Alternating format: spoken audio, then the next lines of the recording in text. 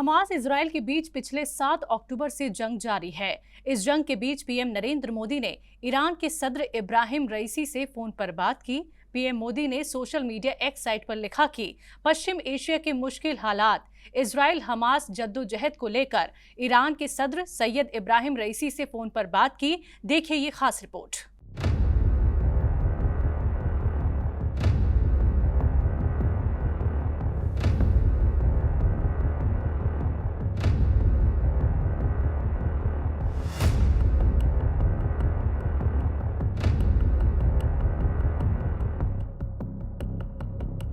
PM Modi और Iran के सदर रईसी ने जंग के दौरान तनाव कम करने, इंसानी हुकूकों की मदद जारी रखने और अमन कायम करने पर जोर दिया।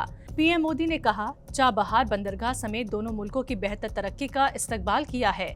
प्रधानमंत्री नरेंद्र मोदी ने इससे पहले फिलिस्तीन के सदर महमूद अब्बास और इजराइल के पीएम बेंजामिन नेतन्याहू से भी बात कर चुके हैं। सबसे पहले भारतीय विदेश मंत्री ने 5 नवंबर को ईरान के विदेश मंत्री हुसैन आमिर अब्दुल्लाहियन से फोन पर बात की थी। दोनों नेताओं ने हमास इजराइल जंग पर बात की।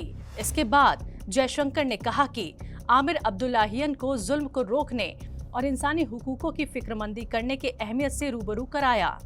हमास ने 7 अक्टूबर को इजराइल पर हमला कर दिया था। इस हमले में इजराइल के 1400 से ज्यादा नागरिकों की मौत हो गई थी। इसके बाद इजराइल ने जवाबी कार्रवाई करते हुए गजा पट्टी पर हमला कर दिया। इजराइल के इस हमले में कई जानें जा चुकी हैं। इसमें सबसे ज्यादा बच्चे और महिलाएं शामिल हैं।